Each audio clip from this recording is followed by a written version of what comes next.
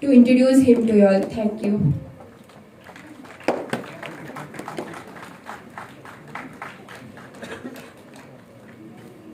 Delegates and volunteers who are here today. It's really a blessing to be among you all. It's not every day that such immense personalities gather in one place. Now I take my opportunity to introduce you one such great personality who is here with us today, Dr. S. Ramchandra Shetty. He has done his UG in B Pharma at VL College of Pharmacy, Raichur, and later M Pharma from Government College of Pharmacy in Bengaluru. While doing his M Pharma, Sir have topped the university in specialization in the year 1987. Well, his thirst for knowledge didn't stop there. Following his thirst, Sir has done PhD in Pharma Sciences from Andhra University at Visakhapatnam in the year 1996. To add to his inspiring path, Sir holds the title of Fellow of Association of Biotechnology and Pharmacy, that is FABP, and Fellow of Indian Pharmacological Society, that is FIPS, and he has been actively involved in research activities in Ayurveda and Panchagavya. It would take a day to list all his achievements. Skipping that, let us invite Dr. S. Ramchandra Shetty over the dais to shower the knowledge upon us. Welcome, sir.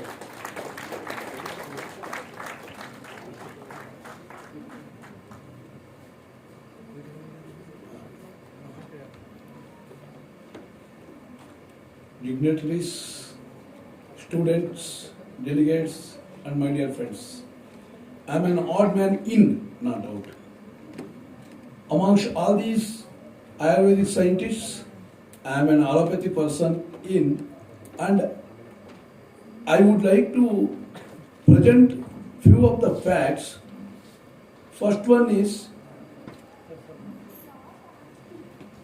one person who is working in HKE College of Pharmacy, Kalaburgi, wonderfully he has worked on a fact that by using Gomutra and Gokshira, he has prepared gold and silver nanoparticles with the perfect shape and size which can act on cancer cells and is getting patented. Just 3 days back, one of my students completed his PhD on your Grutas. Panchagavya, you know, Brahmi Gruta and Kushmandu Gruta, which are being used to treat apasmara.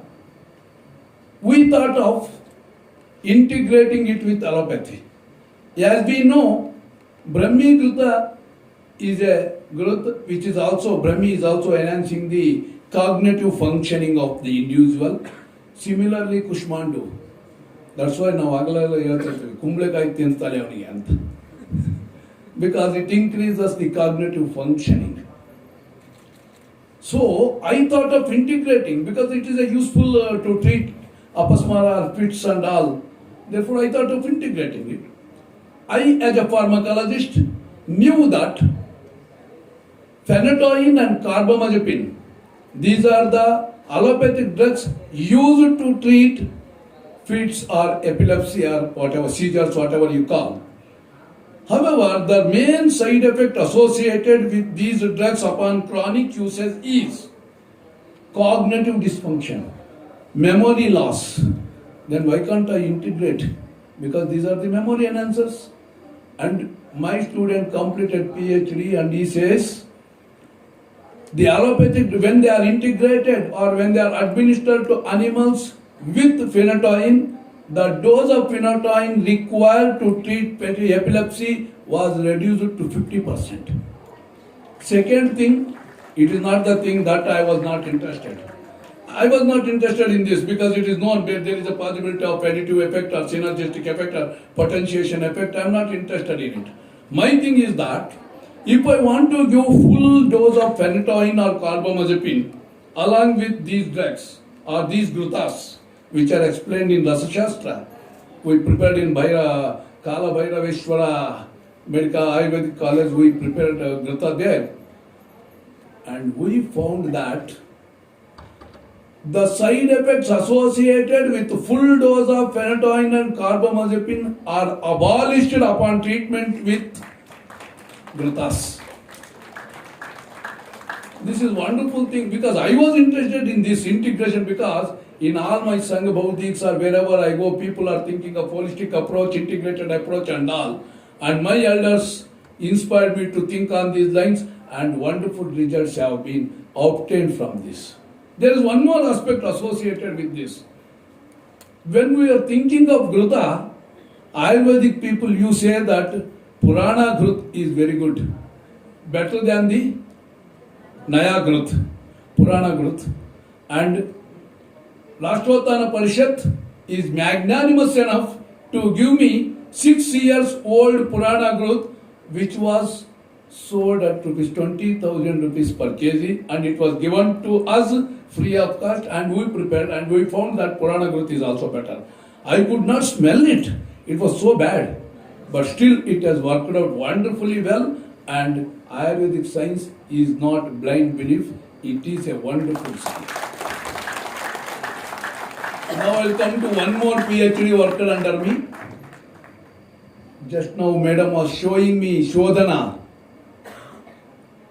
I worked on Shodhana of 3 Ayurvedic Upavishas.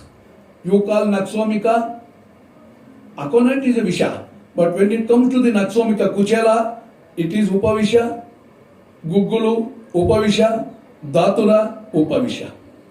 But they never, you Ayurvedic people never use it without any Shodhana. All these drugs are being used or adopted in the treatment after adopted Shodhana process.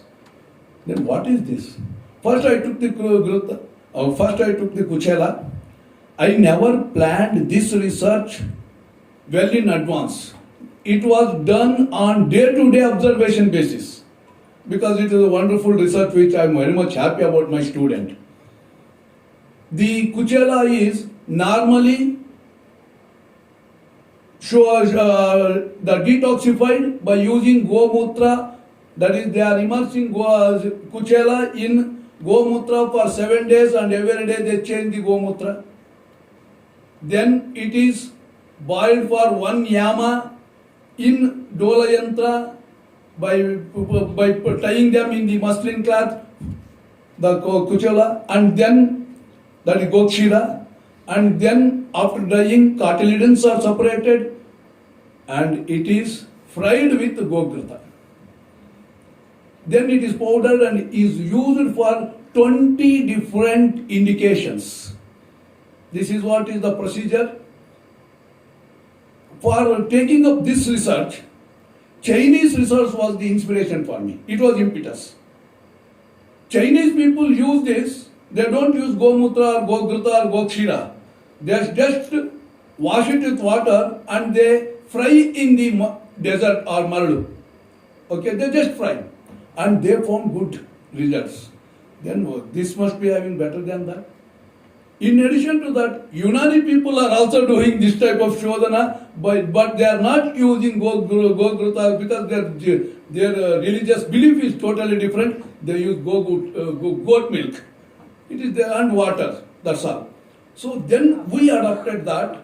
In addition to that, one of the native practitioner in Shumaga is avoiding that heat treatment during the cow milk that is boiling up that. He has just immersed it in the milk for 3 days and used the further process of that. So now, first after getting this, I just did it with a special permission from the Animal Ethics Committee because by then Animal Ethics Committee stopped of conducting conventional toxicity studies. It has started with some other model, but I was convinced with the Animal Ethics Committee. We found out that unshodhita or without any detoxification, undetoxified pure Kuchela seeds, I found that their LD50 means ED50 divided, LD50 means lethal dose 50%. That means the amount of the drug used to kill 50% of the animal population is considered as LD50. And this LD50, oh, it is ready. So this, please, next slide. This LD50 of this particular Kuchela was 2600 mg per kg. Then I used the Shodhana. After Shodhana, it came to 256. 250, where is 2600, where is 256? 10 times reduction was there. Then I went for phytochemical analysis of it. In Anshodhita, I concentrated on, there are several alkaloids, I concentrated on basically two constituents. One is strychnine, another is brucin. These are the basic alkaloids. We in allopathy started using strychnine as a respiratory stimulant. Because of its ability to cause the epilepsy, we stopped off and we withdrew from the market. But the strychnine in the form of Kuchela seeds after Shodhana has been adopted for the treatment of patients for 20 different diseases since the ages. Here, this strychnine concentration was reduced to around 25% of its original concentration. 25%. Even brucin, I got doubt. Therefore, what I did estimation by two different methods and similar results were obtained. 3 times we repeated, similar results were obtained, clearly indicating that principal concentrations are reduced by 3.5 times, but toxicity is reduced by 10 times. This is the wonderful thing. How come toxicity is reduced? Because normally we think of proportional decrease or proportional increase. But there is no proportionality. This made me to rethink. Then again, I used LCMS analysis. LCMS, that is liquid chromatography mass spectroscopy analysis. And this is the reason you see. Where is 1.17 and where is 0.23 and 0.38? It is almost 3.5 times. Then we thought of subjecting both the samples or all the samples to the LCMS. We found that in LCMS analysis, before the Shodhana, at 375 peak, because I don't think there is a slide, if you want, I can ask them. Otherwise, I don't want it to be more scientific, which cannot be understood by the Ayurvedic. That's why just I am telling you, there will be a peak in LCMS at 375, but during the Shodhana or after the Shodhana, this peak was absent. Then I tried to identify what is this peak. It was found that peak is nothing but laganin glycoside. This laganin glycoside in literature mentioned as cardiac toxicant. Since that laganin glycoside is out of this Shodhita product, it has reduced the toxicity by 10 times. Who knows how come our Ayurvedic scientists knew that this laganin glycoside can be removed from Gogmutra? I don't know, there was no LCMS. We struggled for 2.5 years to get this result. Every day we used to scratch our head how to get this, how to interpret, because as a research guide, I should also interpret the results. Then we were convinced that Shodhana, the toxicity is reduced by 10 times because of removal of laganin glycoside and as well as the reduction in the basic alkaloid concentration. These are the two facts. Then we started thinking of when there is a reduction in the alkaloidal content, their efficacy should be reduced. So we chose around five activities. One among them is your anti-inflammatory activity, anti-ulcer activity, like that 5 activities. In all these activities, in all these animal models, again there was a confusion. We repeated twice because when the alkaloidal concentration was reduced, activity is raised. This is a wonderful thing which I was confused and we were scratching our heads how to interpret it. Then again, I went to LCMS analysis.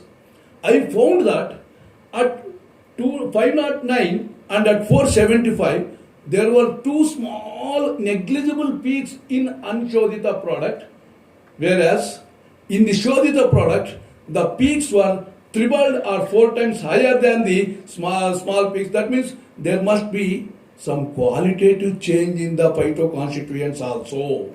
What I mean is not the quantitative, that was reduction. There must be some qualitative change.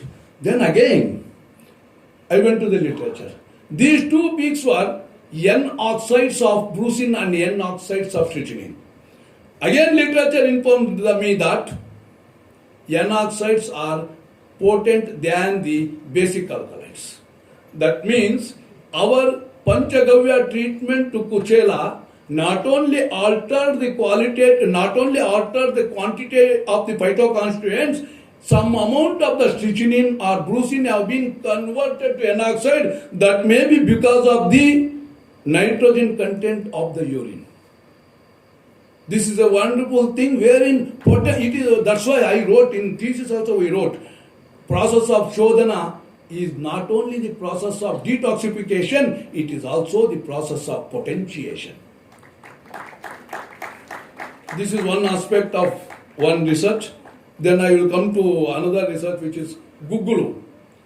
Gugulu is you perform shodhana of Gugulu by two methods. One is by using gokshira and boil it for 1 yama and all that is there. Another is by Triphala Kashaya. I tried with both.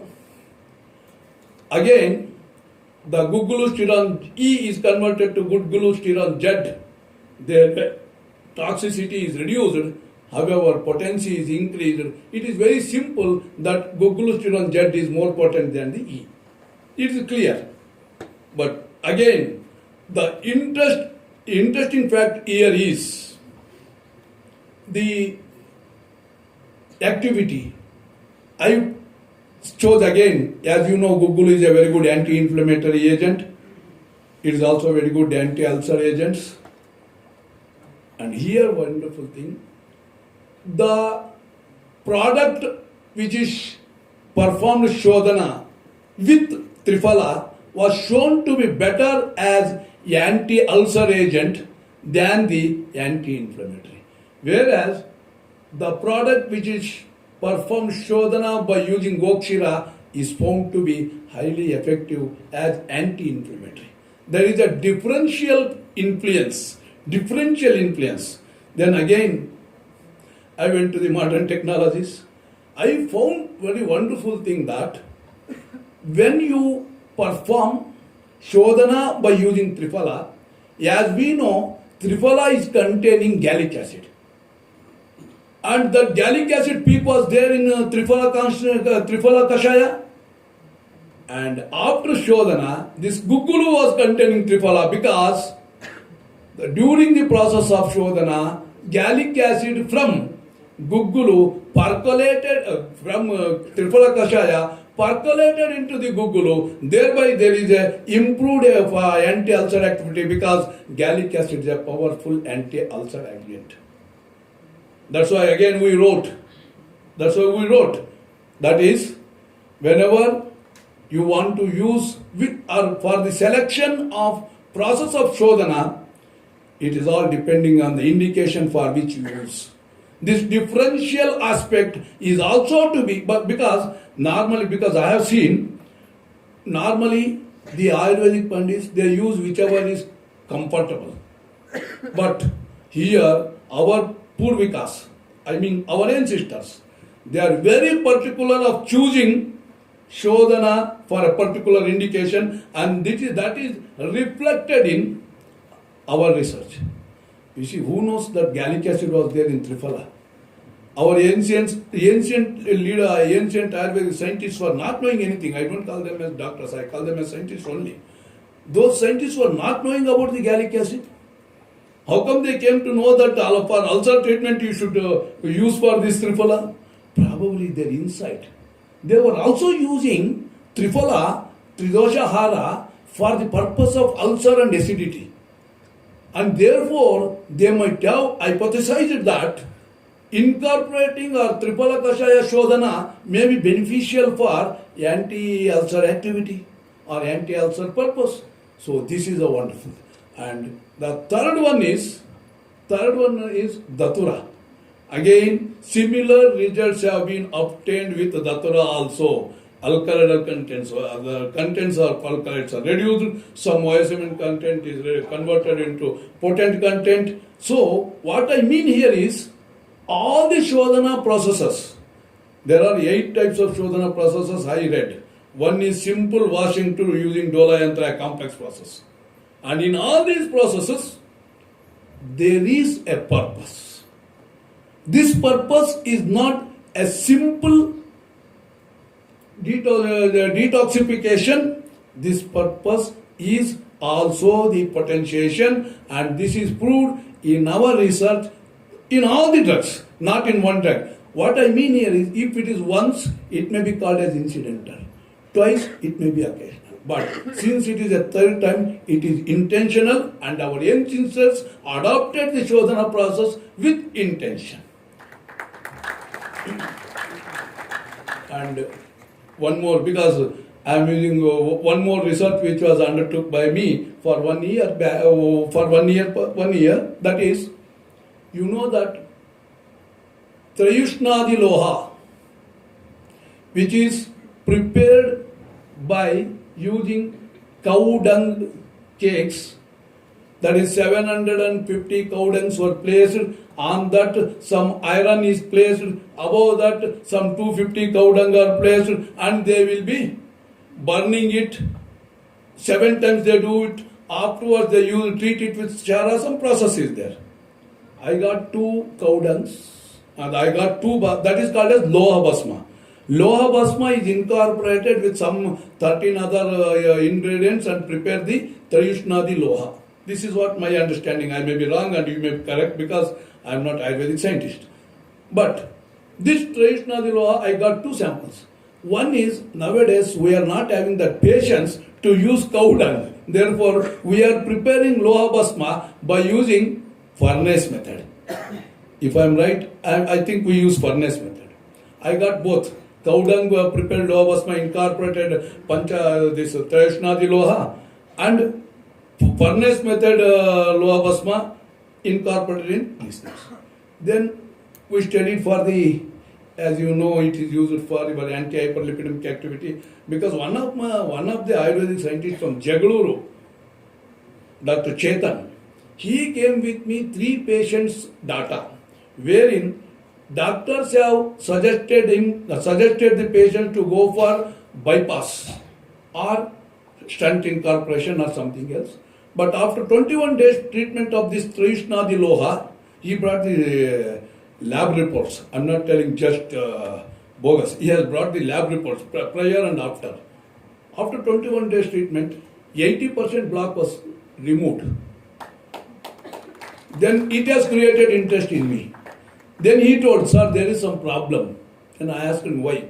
Sir, there are 2 methods of preparing, and I am using this cow dung method, furnace method. Like that he was telling all the problems. Then I told you, bring both. We should test it on animals. To my surprise, the Loha Basma prepared by cow dung method was found to be superior to furnace method. Then, as a researcher, there was again, I always apply my logic. As a logic, I applied. Then why? In furnace method, we use the furnace and put a button wherein temperature suddenly rises to high level, that is a stipulated level. Then after 1 hour, 2 hours, whatever may be your stipulated time, again it comes down. But in case of cow dung method, temperature rises slow. It is like a bell-shaped curve. That means that heat treatment should not be sudden. It should be slow, just like with cow dung method. And thereby, and it should also reduce slowly. It should not suddenly stop. So probably this is not, I have not done any research on this, just I am giving the hypothesis.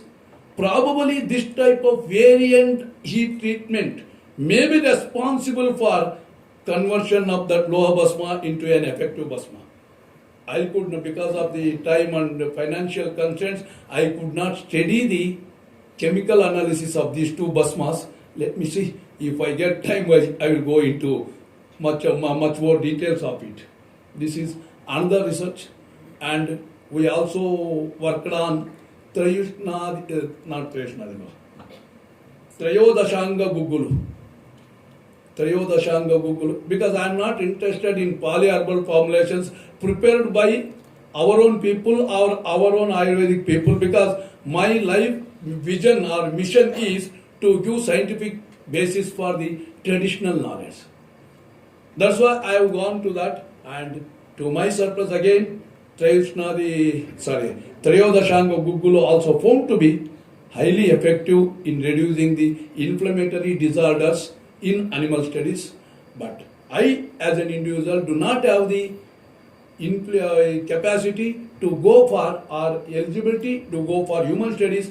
But however, I call this as the reverse pharmacology.